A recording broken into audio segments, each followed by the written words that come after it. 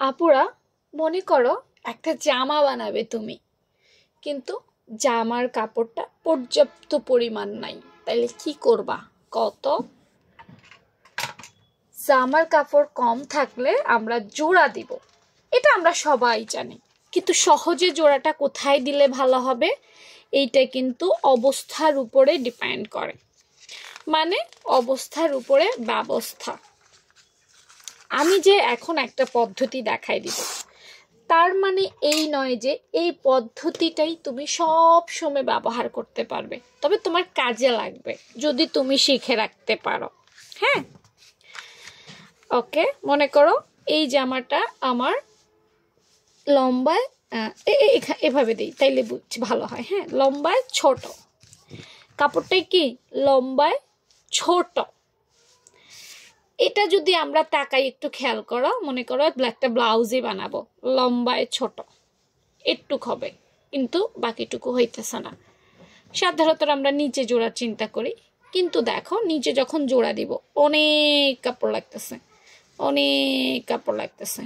কিন্তু অল্প একটু কাপড় হইলেই কিন্তু আমরা যদি এই অংশটা জোড়া দেই, অল্প একটু কাপড়েই হয়ে যাইতেছে।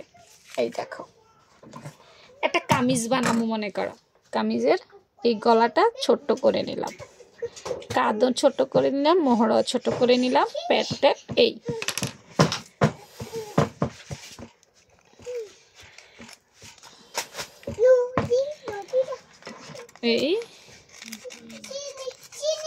মনে করো এইটা একটা জামা, ঠিক আছে? তাহলে যে বললাম একটুক জোড়া দাও,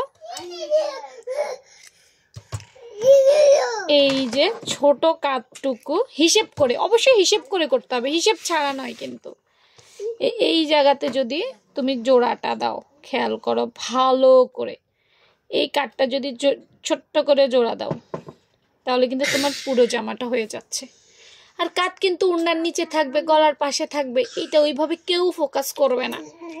আমরা মুসলিম নারীরা কিন্তু এটা ঢেকেই রাখবো। দেখো এই অল্প একটু কাপড় হইলে কিন্তু আমার জোড়া হয়ে যাইতেছে, অথচ নিচে জোড়া দিতে গেলে বিশাল কাপড়ের প্রয়োজন। তাহলে আমি উপরে জোড়া দেবো না নিচে জোড়া দেবো, এটা ডিসাইড করবা তুমি। বুঝতে পেরেছো আমার আপুরা আমি কি বোঝাতে চাইছি? তো কিছু কিছু ক্ষেত্রে জোড়াটা এভাবে দিলেই হয়ে যায়। নেক্সট আবার কখনো অন্য জোড়া নিয়ে আলোচনা করব। তো ভালো থেকো সবাই, আজকের জন্য এখানেই শেষ। আল্লাহ হাফেজ।